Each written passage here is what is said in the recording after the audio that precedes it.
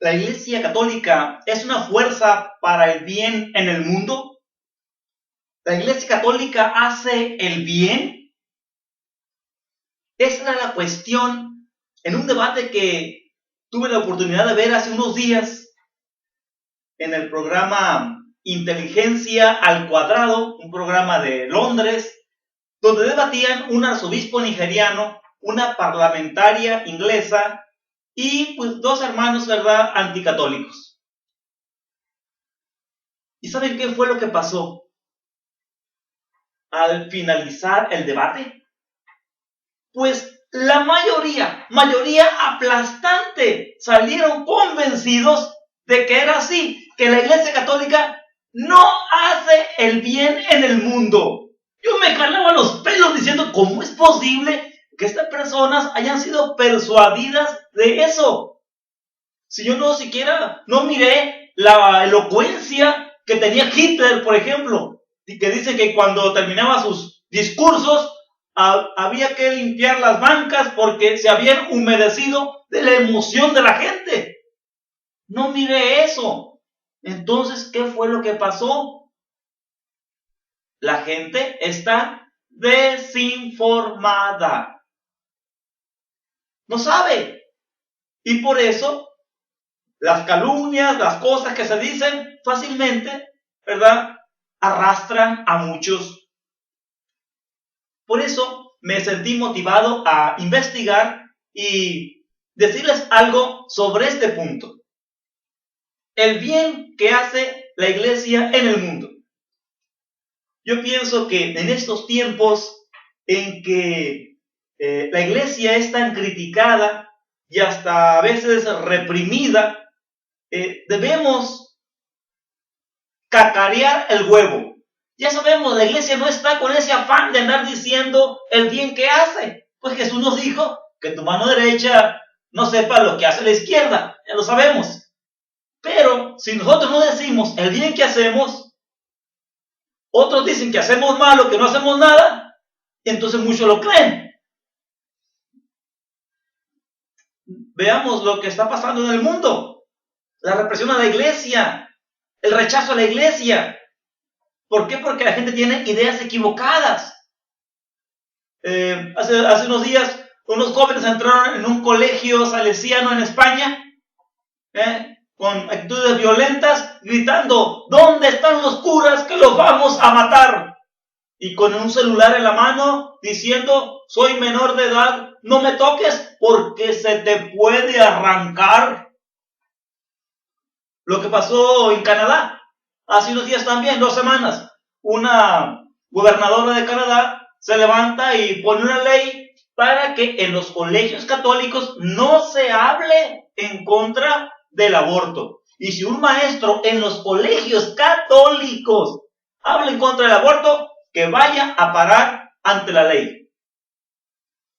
O lo que acaba de pasar este lunes pasado en Argentina, en Buenos Aires, una gran marcha a favor del aborto frente a Catedral, diciendo insultos a todo pulmón contra la Iglesia, tirando huevos. Una gran valla metálica y la Policía Federal pues impidió que profanaran el templo. Lo que acaba de suceder a Marino Restrepo, este predicador católico que iba a venir aquí a Mexicali a dar unas conferencias. Resulta que me llega un email hace unos días diciéndome, de último momento se suspende el evento con Marino Restrepo porque lo detuvieron en Londres por andar haciendo discursos de odio. ¿Qué cosa discursos de odio? Es un predicador católico, sus conferencias son espirituales. Pero es que como hablaba de algún tipo de relaciones sexuales prohibidas o rechazadas en el cristianismo, pues dijeron, está discriminando, está haciendo discursos de odio y lo toman preso. Así está el mundo. La Iglesia que se calle, que no diga nada. Ellos sí pueden hablar mucho. Ante esta realidad, es bueno que primero lo recordemos nosotros mismos, el bien que hace la Iglesia, y luego lo gritemos al mundo. La Iglesia Católica es constructora de la civilización. La Iglesia Católica es constructora de la civilización. ¿Qué es la civilización? Pues es que el hombre vaya siendo cada vez menos bestia y sea cada vez más señor y dueño de la creación para beneficiar a todos.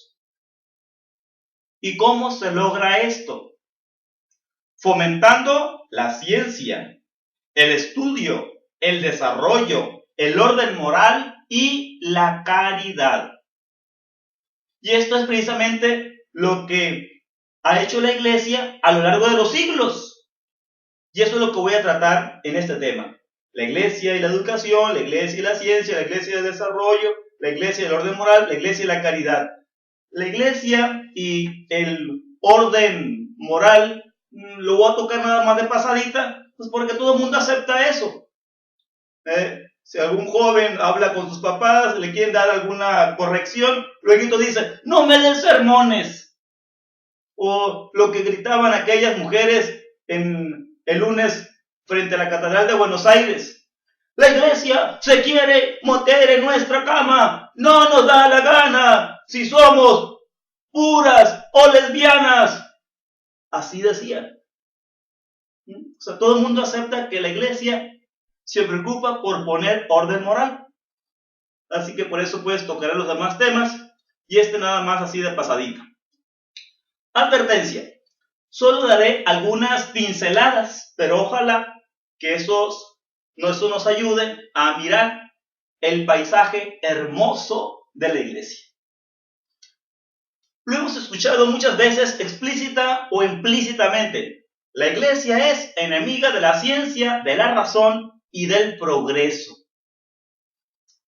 Este día surgió hace poco más de 200 años, por los años 1700, cuando hubo un grupo de intelectuales que se volvieron muy hostiles a la Iglesia y proclamaron la llegada de la Ilustración, diciendo que todo lo que había hecho la Iglesia antes había sido puro atraso, miseria e ignorancia, ¿verdad? Fomentado esto por el clero de la Iglesia Católica. Pero ahora, afortunadamente, habían llegado unos laicos, ¿verdad?, a traer la Ilustración. Esos intelectuales despreciaron la Edad Media, que va a grosso modo del 400 al 1400, ¿verdad?, como un tiempo oscuro en la historia de la humanidad, y solamente con ellos había llegado la luz, la Ilustración.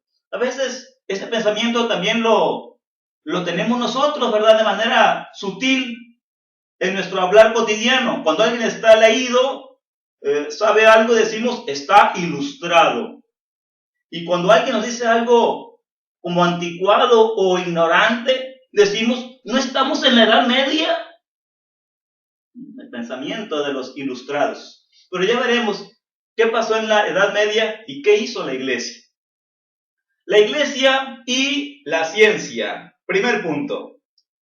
Actualmente hay un montón de historiadores modernos que viven aún, trabajan, católicos y no católicos, que han concluido que la Iglesia ha tenido una influencia positiva en la ciencia. Y algunos académicos van aún más lejos y sostienen que algunas ideas de la Iglesia fueron indispensables para el desarrollo de las ciencias. Podemos citar algunos historiadores de estos modernos: Thomas Goldstein, Toby Huff, A.C. Crombie, Edward Grant, David Lindbergh, el profesor Heilbronn de Berkeley y otros. Algunos no son católicos. Algunos se han atrevido a hacer una pregunta inquietante. La pregunta es: ¿no será que contrariamente a lo que se ha pensado, que la ciencia se desarrolló a pesar de la Iglesia, no será más bien que fue gracias a ella? Y precisamente esto es lo que decimos. La ciencia da por supuesto una idea, un principio, que en realidad este principio pues la sustenta, la sostiene Y es una idea que quizás también para nosotros sea evidente o la damos por hecho y pareciera por ello irrelevante, pero no es así. Se trata de una idea que surgió y promovió grandemente en el siglo XII, en plena Edad Media, cuando se meditó seriamente sobre uno de los versículos de la Biblia, sobre Sabiduría 11:20, que dice: Dios ha ordenado todas las cosas de acuerdo a número, peso y medida. Dios ha ordenado todas las cosas de acuerdo a número, peso y medida. Fue un versículo que dio muchas vueltas en las mentes pensantes de aquel tiempo, especialmente en la escuela de la Catedral de Chartres, o Chartres, como queramos decir, que en aquel tiempo estaba en su apogeo, así que desde allí se difundió por toda Europa esta idea. El universo está ordenado y es inteligible a nuestras mentes, porque tiene patrones o leyes que le dan orden. En una palabra, es matemático. Tiene número, peso y medida. Ahora ya lo sabemos. Podemos resumir el universo en fórmulas matemáticas, en ecuaciones. E es igual a mc al cuadrado. ¿Quién no conoce esa fórmula? Muy bella, por cierto, ¿verdad? Imaginemos un mundo al revés. Un mundo caótico. Yo quiero hacer un experimento, quiero dejar caer una cosa, pero a la quinta vez no cae, se queda en el aire, a la sexta se convierte en duende, a la octava se convierte en unicornio y a la novena pasa otra cosa. O sea, caótico, no hay orden, no hay nada de orden. ¿Qué pasaría? Pues no podría haber ciencia. Pero aunque esté el mundo ordenado, si yo creo que no lo está, pues tampoco puede haber ciencia porque no querré hacerla. ¿No? Eso pasó, por ejemplo, con los babilonios. Ellos creían que el universo era caótico. ¿Y creen ustedes que se desarrolló la ciencia entre ellos? Pues no.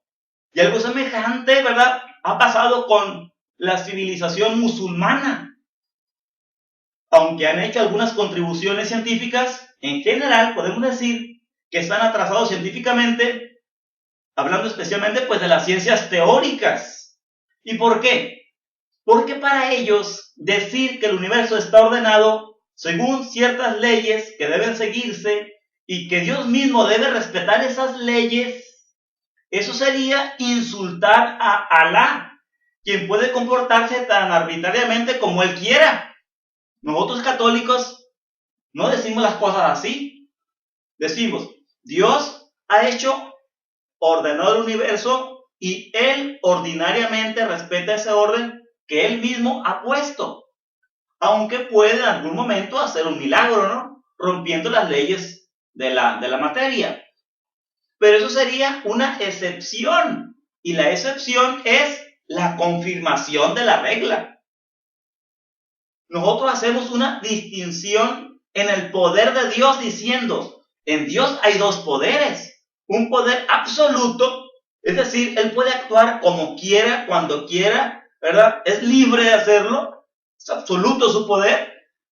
Pero también en Dios hay un poder ordinario, un poder ordenado, es decir, que actúa normalmente respetando el orden que Él mismo ha puesto en las cosas.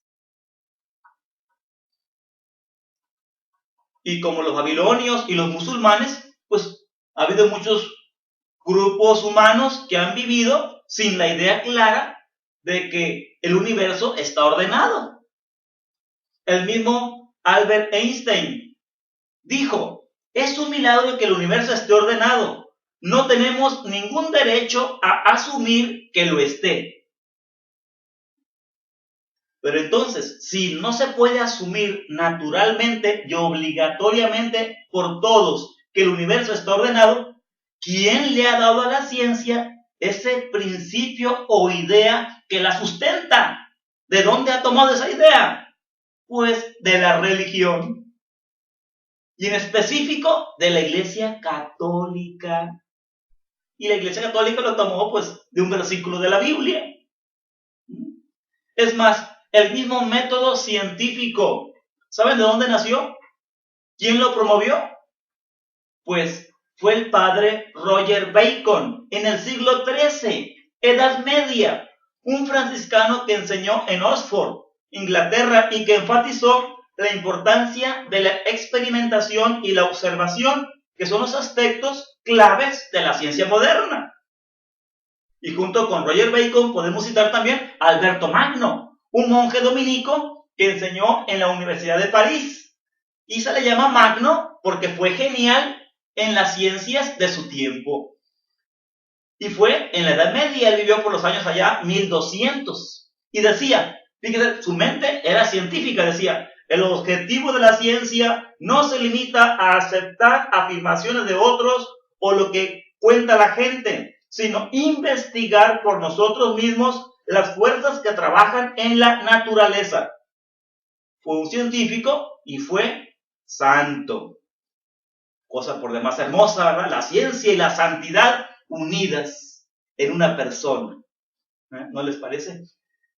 Pero actualmente sucede que muchos científicos no solo no son santos, sino que se declaran no creyentes. Mas hay una cosa en la que sí creen, que el universo está ordenado. Consideremos, por ejemplo, el caballero que estableció la tabla periódica, la primera tabla periódica, el ruso Dmitri Mendeleev. Él pensaba que el universo estaba ordenado, de tal modo que cuando empezó a ordenar los primeros elementos, ¿verdad? Resulta de que no encontraba el elemento que iba aquí, en el número 21. Así que había un hoyo en su tabla periódica. Y entonces se dio cuenta que podía seguir ordenando los elementos hacia adelante. Había orden, ¿verdad? Horizontal, vertical. Y entonces profetizó, algún día se descubrirá qué elemento va en el número 21. Y un día, 10 años después, apareció el escandio. ¿Y dónde iba? Pues allí en el número 21. ¿Verdad? El universo, pues, está ordenado. El científico lo acepta. Es su base. O lo que acaba de pasar ahora, el 4 de julio de este año 2012, que se descubrió la partícula de Higgs. Algo maravilloso. Una de las partículas subatómicas. Y resulta de que se hizo el experimento y se descubre que ahí estaba la partícula de Higgs. Y el que propuso esto de que existía esa partícula, pues es Peter Higgs, por eso lleva su nombre. Y resulta de que era una partícula pues que no la podían percibir, invisible, y es la partícula que hace que se forme la materia, que las cosas tengan masa. Y entonces se le puso el mote a esta partícula de la partícula de Dios. Un mote adecuado, ¿verdad? Y se descubre. Estaba Peter Higgs esperando los resultados del experimento y cuando le informan que se encontró la partícula, pues él emocionado, pues derramó una lagrimita, ¿verdad? Y decía, resulta realmente emocionante darnos cuenta de que algo que predije hace 48 años resultó que era verdad. O sea, 48 años, él antes había dicho esto. Porque el universo está ordenado, puede predecirse, ¿verdad? Así que lo mismo pues para descubrir los planetas. Algunos se han descubierto primero en el papel por las leyes matemáticas y después enfocando el telescopio hacia allá se descubre, allí está tal planeta, tal astro, ¿verdad? O sea, el universo está ordenado. La iglesia y la educación. Vamos a ver ahora la iglesia y la educación y también seguiremos hablando un poquito de la ciencia.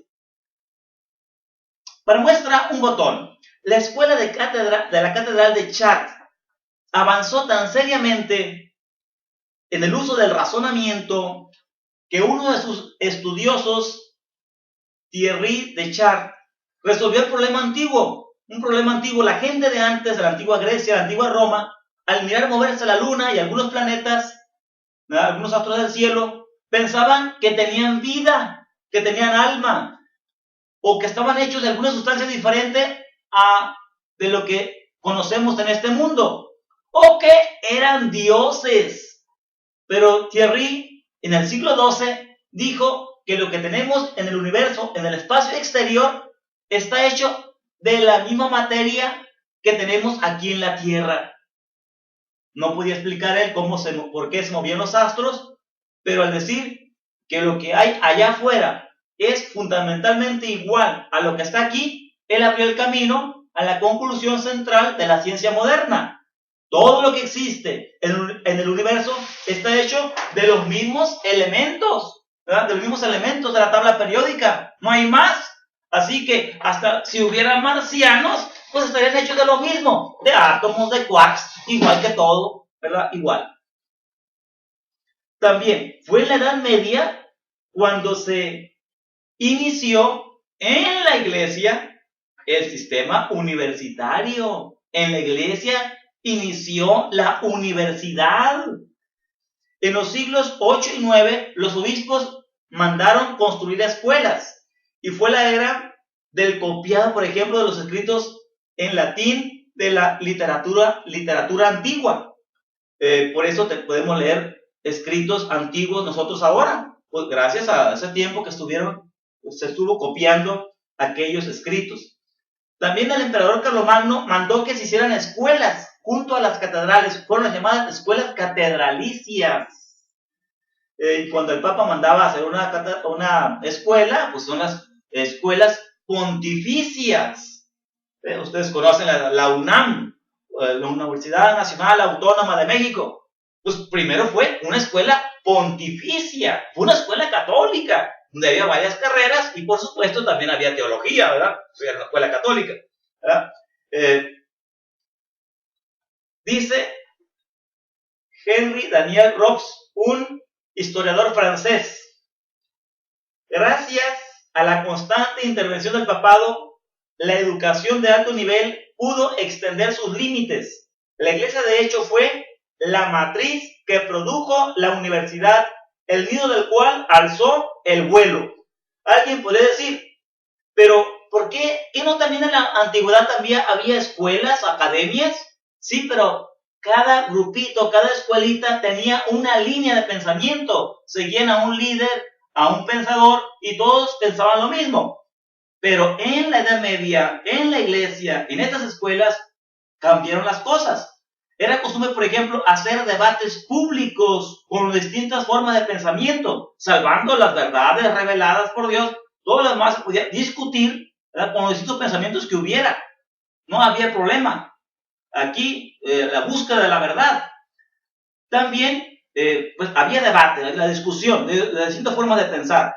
Luego se establecieron un curso de materias para cada carrera. También se hizo una distinción entre alumno y graduado, cosa que no había en las escuelas antiguas, ¿verdad? No, ahí estaban juntos, seguían estudiando con el maestro, ¿verdad? No había esa distinción. Distinción entre alumno y graduado, se les daba título, había curso de materias y había discusión con distintas formas, corrientes de pensamiento. Así que aquí nació la universidad, el sistema universitario. Ahora dejemos la Edad Media y avancemos un poco más adelante. ¿Qué les parece? Estudiemos a algunos sacerdotes que han sido pioneros científicos.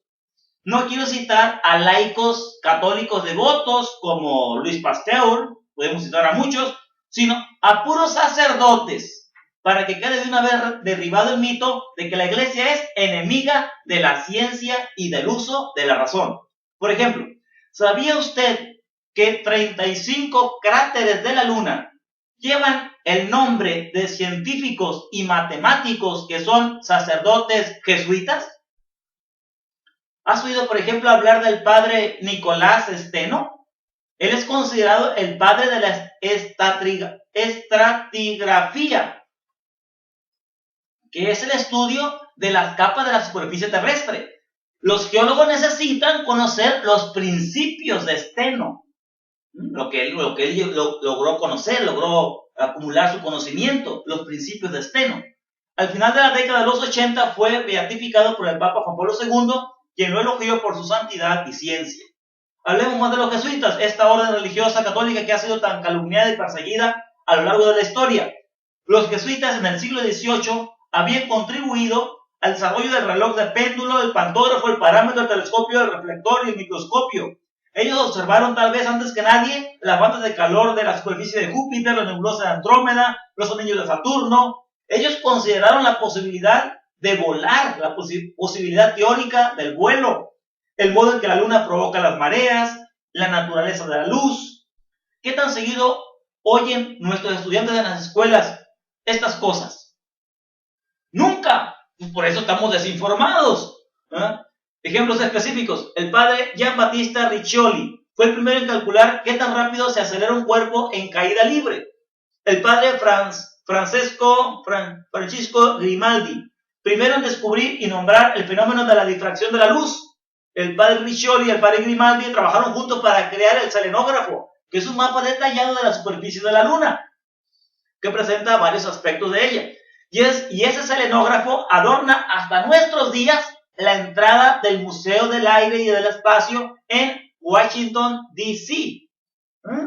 El padre Athanasius Kircher, entre otras cosas, es considerado el padre de la egiptología, estudio del antiguo Egipto, y por su amplitud de conocimiento fue llamado el maestro de las 100 artes.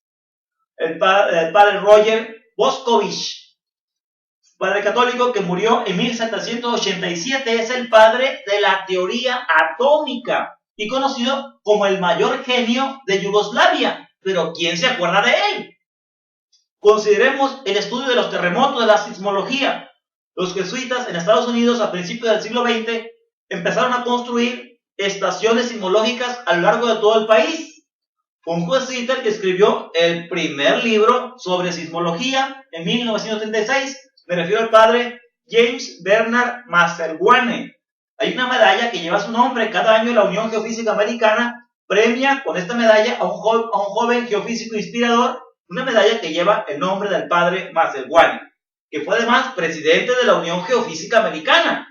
Por todo esto, el estudio de los terremotos, la sismología, llegó a ser llamada la ciencia jesuítica. ¿Lo sabe esto la gente? ¿Cuántos se habrán salvado por una alarma a tiempo de un sismo? Habrá que agradecer a los jesuitas este don, ¿verdad? Este regalo de la ciencia de la sismología. Otro asunto olvidado, las catedrales. Resulta que muchas catedrales se construyeron no solamente para ser catedrales, sino como observatorios solares. En los siglos XVII y XVIII no había mejores mecanismos en ningún lugar del mundo, nada más preciso, que estas catedrales para medir el movimiento percibido del sol. Y tú podías observar el sol en movimiento aparente en el suelo, usando sombras. Esto es muy significativo porque de hecho los astrónomos modernos pudieron usar estos instrumentos de precisión para probar importantes teorías acerca de las órbitas planetarias. Por ejemplo, fue un astrónomo católico llamado Giovanni Cassini quien usó la catedral de San Petronio, Bolonia, en Italia, para verificar la teoría de Johannes Kepler sobre el movimiento de los planetas. ¿No es interesante que un profesor de la Universidad de Berkeley, que no es conocida por ser muy católica, el profesor Heilbronn, hace unos años escribió un libro llamado El Sol en la Iglesia, que recuerda pues esa historia olvidada de las catedrales. De hecho, Heilbronn dice que no hay ninguna institución en ningún lugar del mundo que haya hecho más por el crecimiento de la astronomía o que haya dado más contribuciones para este estudio que la Iglesia Católica. De hecho, actualmente tenemos un observatorio astronómico en el Vaticano. ¿Y quiénes están al frente de él? Pues son algunos sacerdotes jesuitas, pero la mayoría de los que están allí, los estudiosos, no son ni creyentes. Pero pues en la Iglesia queremos la ciencia y les prestamos nuestro observatorio. No hay problema. No. Hablando de astronomía, no quisiera dejar de citar al padre Manuel Carreira, un doctor en astrofísica que ha sido director del Observatorio Vaticano. Fue uno de los co-descubridores del neutrino, otra de las partículas subatómicas. ha dado clases en varias universidades de Estados Unidos y ha sido consejero de la Agencia Espacial en Estados Unidos, la NASA. Con todo esto que he dicho, todavía pueden quedar dudas sobre si la Iglesia Católica está en contra de la educación y la ciencia, cuando ella misma la promueve y las cultiva. El mismo Papa tiene reuniones periódicas con los científicos a los cuales aconseja y anima. O sea, entre ciencia y fe hay amistad. Y todo lo que es realmente racional no puede estar en contra de la Sagrada Escritura. Miren, creo que hay un solo caso, ¿verdad? O al menos así se ha mostrado, como un caso en el que la Iglesia se ve como enemiga de la ciencia. Al menos así se ha promovido. El caso del juicio a Galileo. ¿Qué fue lo que pasó? Se juntaron varias situaciones. Primero, Galileo proponía como cierto algo que no pudo probar. Él decía que la Tierra se mueve alrededor del Sol. Ahora sabemos que es cierto, pero en aquel tiempo Galileo lo decía, pero sin probarlo. ¿Saben qué decía para demostrar, según él, que la Tierra se mueve alrededor del Sol? Su argumento era las mareas y las olas en el mar. O sea, el mar, la Tierra se mueve, el agua se agita y por eso hay olas y mareas. Pues si fuera así, pues yo también me mareara, anduviera borracho. ¿Verdad? No, luego le brincan los otros científicos y le dicen, ese argumento es inválido. Además, los geocentristas tenían un argumento sólido. Le decían a Galileo, ¿dónde está el paralaje? El paralaje es que yo miro una cosa lejana a mí y junto a ella hay otra. Vamos a suponer que yo estoy aquí está una estrella y aquí está la otra estrella. Si yo me muevo, si la Tierra se mueve, entonces mi visión de estas dos estrellas va a cambiar de posición. Se pone atrás, se separan porque yo me muevo, si me muevo. ¿Ah? Y decían, vemos a las estrellas en el mismo lugar, en la misma posición, no se mueven. Entonces quiere decir que no nos estamos moviendo. Claro, ¿verdad? Los geocentristas también tenían equivocado su argumento porque pensaban que las estrellas estaban allí cerquitas. No pensaban que estuvieran tan lejos como ahora lo sabemos y no había los instrumentos de precisión para comprobar precisamente que sí había paralaje. ¿Verdad? Pero pues Galileo no lo probó, aquellos tenían un argumento sólido para ese tiempo y además había otro problema. Resulta que los hermanos separados, los protestantes de aquel tiempo, acusaban a la iglesia de desdeñar la Biblia, de hacerla a un lado, de despreciarla.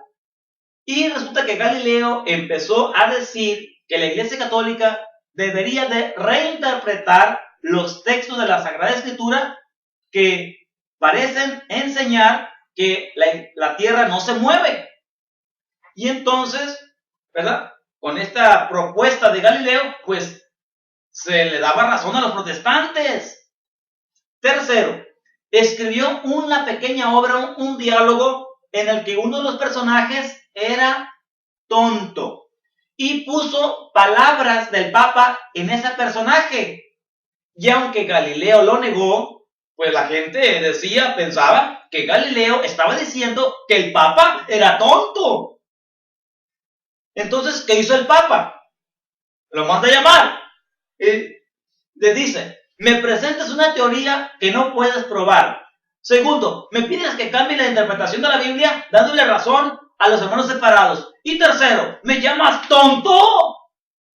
Por favor, cállate. Y es lo que se hizo. Eso se hizo. Se tomó preso a Galileo, se le encarcela. Luego, como él se porta bien, pues ya se cambia su sentencia por un arresto domiciliario. Y allá sigue él escribiendo y publica una de sus obras más importantes antes de morir y muere en paz. Eso pasó con Galileo.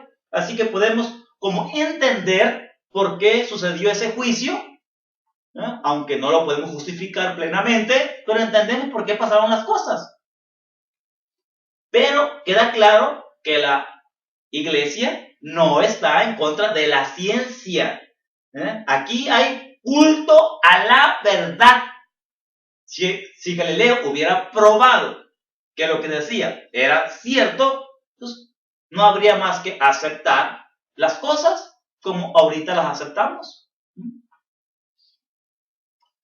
Siguiente punto. La iglesia y el desarrollo.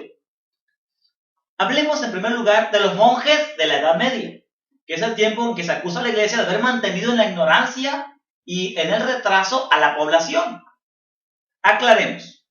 Actualmente, nadie en su sano juicio puede decir que los 1000 años que duró la Edad Media hayan sido años simplemente oscuros. Aunque sí hay un periodo oscuro, una época después de la caída del Imperio Romano en el siglo V, en el que la educación y la cultura decaen. ¿Pero eso acaso fue culpa de la iglesia? Los grupos bárbaros que vinieron a derrotar al imperio, teniendo el control político de varias partes de Europa, ¿eran culpa de la iglesia? Es interesante notar lo que dice un historiador agnóstico y crítico de la iglesia, Will Durant. Dice: la causa básica del retroceso cultural no fue el cristianismo, sino el barbarismo, no la religión, sino la guerra. Las oleadas humanas arruinaron o empobrecieron las ciudades, monasterios, bibliotecas, escuelas e hicieron imposible la vida del estudioso y científico. Quizá la devastación hubiera sido peor si no hubiera estado la iglesia para mantener algo de orden en esa civilización que se desmoronaba. Aquí vemos un primer reconocimiento y de alguien crítico de la iglesia. Dice, sin la iglesia hubiera sido peor. Y además habría que agregar lo que sucedió al final de la Edad Media, la peste negra que acabó con 1/3 de la población en Europa.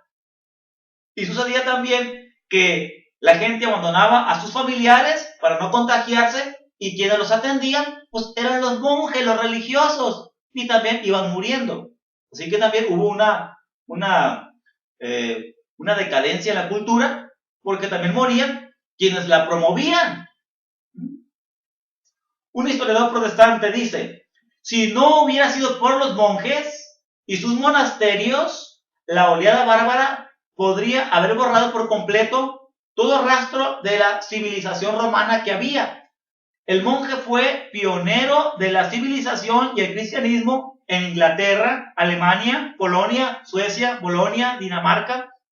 Con el estruendo incesante de armas a su alrededor, los primeros músicos, pintores, agricultores, estadistas en Europa, después de la caída de Roma imperial, fueron los monjes. Y esto dice este historiador protestante. Escuchamos lo que decía Will Durant. Estos son los críticos de la iglesia, los críticos de los monjes, que no podrán decir sus simpatizantes. Pues digamos algo, ¿no? Cada monasterio benedictino era una escuela de agricultura para toda la región donde se localizara. Los monjes introducían cultivos, industrias y métodos de producción que la gente no conocía antes. Y en una época en que la labor manual era menospreciada, ellos trabajaban con sus propias manos, porque sabían que dedicarse a un fuerte trabajo físico era un buen modo de hacer penitencia y una oportunidad para mortificar la carne. Así que, por supuesto, ellos trabajaban en el pantano, en la selva, donde fuera. Al trabajo físico, los monjes lo volvieron honorable. Y así la agricultura, que ya había colapsado, el trabajo de los monjes ayudó a traerla de regreso en Europa. También los monjes fueron pioneros en desarrollo de maquinaria y mecanización, particularmente los monjes cistercienses, que levantaron fábricas basadas en energía hidráulica. Y cientos de sus monasterios, tenían 742 monasterios en el siglo XII, ¿verdad? Muchos de estos monasterios usaban la fuerza hidráulica para muchos fines, aplastar maleza, curtir telas. Ellos estuvieron mucho más mecanizados que todo lo visto hasta entonces en Europa. El primer reloj mecánico lo inventó nada menos que quien va a ser el futuro Papa Silvestre II en el año 996. Pero los relojes más sofisticados se hicieron después, ¿verdad?, en el siglo XIV, ya sabemos. Y muchas contribuciones más al desarrollo hicieron los monjes, ya sea en la minería, de sal, de hierro, aluminio, en el yeso, en la metalurgia, en la extracción de mármol, trabajos en vidrio, forjando láminas de metal, etc. No hubo actividad en que los monjes no desplegaran gran creatividad y gran espíritu de investigación, y sus conocimientos se diseminaron por toda Europa. Bueno, ahora voy a dar una pequeña cápsula sobre la iglesia y el orden moral. Fueron los monjes, y solamente ellos, quienes realizaron con éxito la enorme empresa de apaciguar al bárbaro invasor. Hubo un líder entre ellos que se llamó Thorfinn, el machacacráneos, no, para que se den una idea. El espíritu de ellos, casi unas bestias. Pero los monjes suavizaron su rudeza y la dureza de su espíritu, familiarizándolos con el orden moral del cristianismo. Las tribus bárbaras se impresionaron por la moralidad y convicción de los monjes, y esto los instruyeron en las artes y el uso de instrumentos de industria y en el progreso social. En una palabra, los civilizaron. Y cuando pasó la Edad Media y vinieron los misioneros acá a México, ¿qué hicieron? Pues lo mismo. Trajeron árboles frutales de España, pusieron muchas huertas, enseñaron el cultivo del trigo, mejoraron el cultivo del maíz, fundaron pueblos alrededor de sus conventos, donde enseñaban, además del catecismo, clases sobre agricultura a los niños, junto con el catecismo, etc. El fraile Pedro Juárez de Escobar, en una carta dirigida al rey Felipe II, ¿verdad?, en 1576, les decía: los religiosos, como sabe vuestra merced, son para ellos como sus padres y sus madres, sus abogados y representantes, que en su lugar reciben los golpes de las desgracias. Son sus médicos y enfermeros, lo mismo para sus llagas y dolencias corporales que para sus faltas y pecados. Donde hay religiosos, hay dignidad y policía, hay orden y armonía, justicia y buena administración. Y el aire resuena noche y día con los cantos de estos pobres indios desnudos a la gloria de su Creador y Redentor. Pasemos al siguiente punto: la iglesia y la caridad. Profundicemos un poco en este elemento que crea civilización, la caridad católica. La caridad de la iglesia es convincente tanto por su calidad como por su cantidad.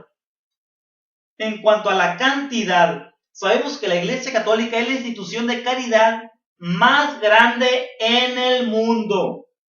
Nadie, ningún país, nadie hace lo que hace la Iglesia Católica en el mundo. Y si alguno de ustedes me dijera, pues no me digas ideas generales, dame datos concretos, dame números. Bueno, un botón de muestra: África, este país tan pobre y miserable. ¿Qué hace la Iglesia Católica en África? Bueno, en esa región solamente hay 17.5% de católicos. 17.5% de católicos. Los demás, pues siguen sus religiones ancestrales, tienen sus religiones animistas, donde mueren casi 1 millón de personas cada año. Y el 85% de los que mueren son niños menores de 5 años. O sea que casi todos los niños mueren. ¿Y la iglesia qué hace allí? Bueno, tenemos muchos hospitales. Mueren de la malaria los niños. Tenemos muchos hospitales. Y están llenos. Porque aparte de encontrar allí, pues, un lugar donde se les puede dar la salud, pues se encuentran un corazón que lo recibe. Según el canal ROM Reports, el 17 de noviembre del 2011, este canal de televisión nos decía: tenemos 16.178 centros de atención, 1.074 hospitales, 5.373 ambulatorios, 186 leproserías, 1.279 centros sanitarios varios, 753 casas para ancianos y discapacitados, 979 orfanatos, 1.997 guarderías, 1.590 asesorías matrimoniales, 2.947 centros de reeducación social. Y vamos a las escuelas. Escuelas primarias 12.496, secundaria 33.263, escuelas de enseñanza superior 9.838. Algo se está haciendo, ¿verdad? La caridad grande de la iglesia en el mundo. De ahí pues estamos hablando nada más de una región del mundo. Ahora, en cuanto a la calidad de la caridad, veamos algunos detalles para comprenderla, para mirarla. Los primeros cristianos se autoimponían ayunos para poder ayudar a los más pobres. Es decir, lo que iban a gastar para comer, eso se lo daban a los pobres y ofrecían un ayuno. Eso no es caridad fina. El caso de Pacomio. Pacomio era un soldado a principios del siglo IV. Se impresionó cuando los soldados fueron azotados por el hambre y la enfermedad. ¿Y quiénes vinieron a ayudarlos? Los cristianos. Y él decía, pero ¿cómo? Si nosotros los hemos perseguido y matado, y ahora ellos vienen a ayudarnos en nuestra enfermedad y nuestra hambre. Entonces se impresionó por eso, empezó a investigar qué hacían, se convirtió al cristianismo, se hizo monje y fundó varios conventos. Hoy es San Pacomio. O sea, lo convenció la calidad de nuestra caridad. O lo que dicen que pasó a la Madre Teresa de Calcuta con la princesa Diana. Le dijo Lady Di, yo no haría lo que usted hace ni por $1.000.000. Le contesta la monjita, pues ni yo tampoco. Pues sí, ¿verdad? Lo hacía por algo más valioso que el dinero, lo hacía por amor. O miremos, por ejemplo, al padre Chinchachoma, un padre español que vino a México y fundó los Hogares Providencia para jóvenes drogadictos y abandonados. Para saber él lo que era vivir en la calle, ser un joven en situación de calle, él mismo se fue por diosero a vivir en la calle, a dormir allá, a andar pidiendo limosna, igual. Y una vez llegó un Miguel Ángel Cornejo, algunos de ustedes lo conocerán, un formador de líderes, y llegó con otro bienhechor a una de esas casas que había fundado el padre Chinchachoma, y un jovencito de unos 14 años se le dejó ir a uno de los bienhechores a puntapiés. Y entonces el padre Chinchachoma pues mete la pierna y se atraviesa ahí para que no golpeara a esta persona. Luego el padre Chinchachoma se saca el cinto, ¿verdad? Y el jovencito pues se pone en actitud de defenderse o de golpear. Y el padre Chinchachoma le dice, no, el cinto no es para pegarte yo a ti, sino para que tú me des a mí. Le entrega el cinto, el joven agarra el cinto y le da 3 cintarazos al padre en el pecho. El padre se pone rojo de dolor, pero al tercer cintarazo, el joven reacciona, suelta el cinto y abraza al sacerdote. El sacerdote le dice al oído, hijo, ¿quién te hizo tanto daño? Contesta el muchacho, mi padre me violó. Si ese joven no se encuentra con ese sacerdote, ese joven habría sido un asesino. Pero el encuentro con la caridad viva transforma.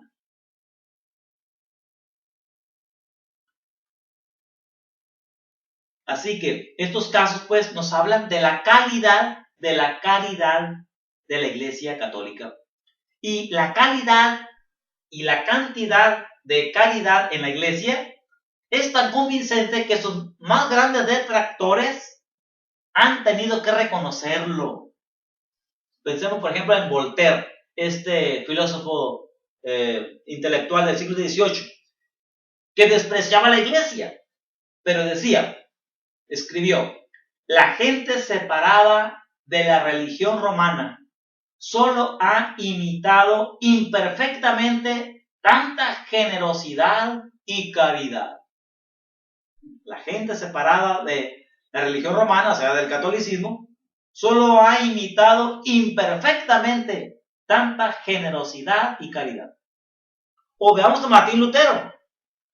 Él se atolondraba al mirar tanta caridad en el catolicismo, mientras que entre sus seguidores la caridad se iba secando.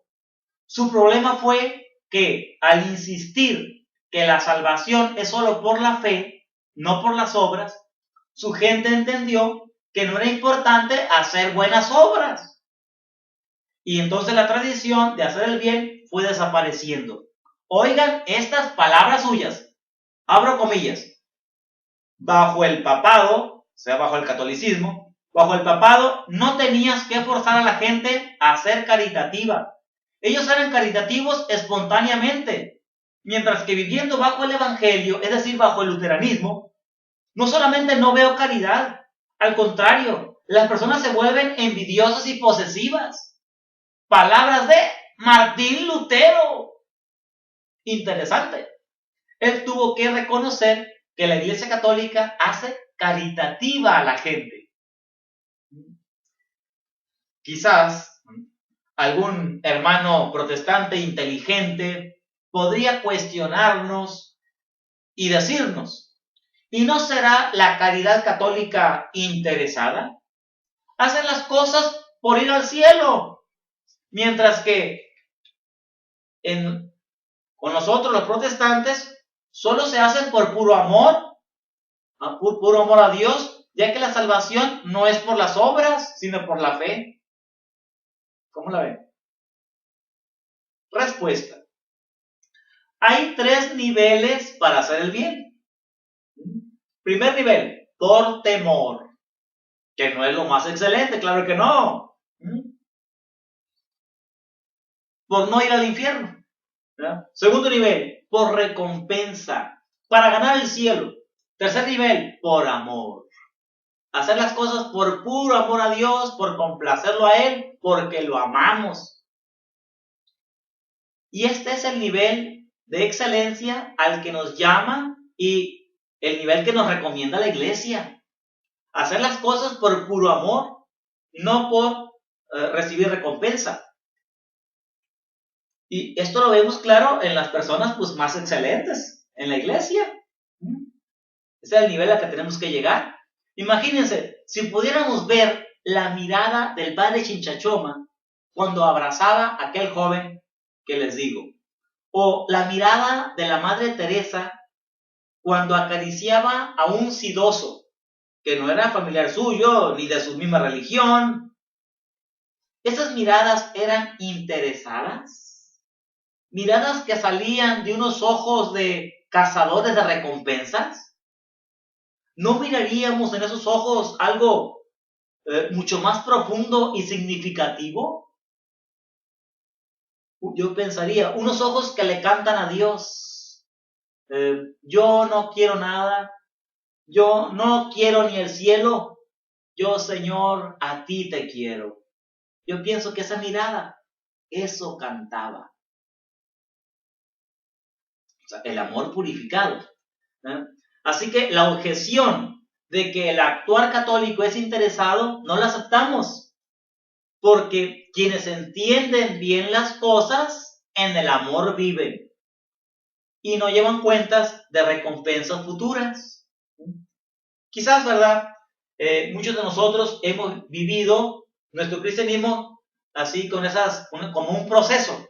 Quizás primero por temor, hacer cosas buenas, acercarnos a Dios por temor. Luego por el interés de la recompensa. Y luego quizás hemos pasado a hacer las cosas por amor. Pero hacer las cosas por puro amor, por limpio amor, no es tan fácil. Pero el Espíritu Santo lo va haciendo posible en nosotros. Ahora veamos un caso en el que con el que se ha pretendido cuestionar precisamente la caridad de la iglesia. Me refiero a Pío XII y los judíos. Se han escrito libros diciendo que el Papa Pío XII no defendió a los judíos contra el exterminio de Hitler. Respuesta: el Papa Pío XII fue un hábil enemigo de Hitler. Si hubiera hablado públicamente con más contundencia contra Hitler, no habría salvado a ningún judío y además hubiera provocado la muerte de miles, porque no se hubieran salvado los que él salvó. Hitler hubiera puesto a sus espías que lo observaran más rigurosamente y le hubiera amarrado las manos de 1000 modos y no hubiera hecho nada. Sin embargo, secretamente, por debajo del agua, en silencio, el Papa logró hasta formar una red clandestina para ayudar a los judíos, sacerdotes, gente que se dedicaba a esto, y los metían a los conventos, al Vaticano, les daban documentos falsos para que escaparan. Esto está claro. Los mismos historiadores judíos confirman esto. David G. Dalin o Pinchas Lapide se atreve a decir que el Papa salvó entre 700,000 y 800,000 judíos. Un historiador judío. De hecho, varios de los niños que nacieron en el Vaticano se llamaron Pío y Eugenio, ya que el Papa se llamaba Eugenio Pacelli. Y ahí están los testimonios escritos y en video de muchos judíos que les tocó ser favorecidos y algunos todavía viven. Así que cuando llega, por ejemplo, un hermano testigo de Jehová con su revista Atalaya, no sé qué, diciendo que Pío XII fue un antisemita y por causa de él murieron muchos judíos, nosotros podemos decirle: por favor, mijito, ya lee otras fuentes. Ya está súper probado que esa es una leyenda negra. Conclusión. La Iglesia a lo largo de los siglos ha fomentado el estudio, la ciencia, el desarrollo, el orden moral y la caridad. Es decir, es constructora de civilización. Y esto es algo grandioso. La Iglesia toma al hombre de la tierra, del barro, lo levanta, lo pone de pie y se esfuerza por subirlo a las estrellas. Eso hace la Iglesia. Es constructora de civilización. Oigamos unas frases del discurso con que Sam Miller, un judío estadounidense, salió en defensa de la Iglesia. Un discurso que fue publicado, difundido en varios medios, especialmente en internet. Nos decía: caminen con sus hombros rectos y su frente en alto, siéntanse orgullosos de ser miembros de la Iglesia, comprendan lo que su religión hace y defiendan su fe con orgullo y reverencia. Un judío echándonos porras a nosotros. ¿Por qué? Porque nosotros mismos, ¿verdad? Porque somos más gloriosos que lo que nosotros mismos imaginamos. Gracias.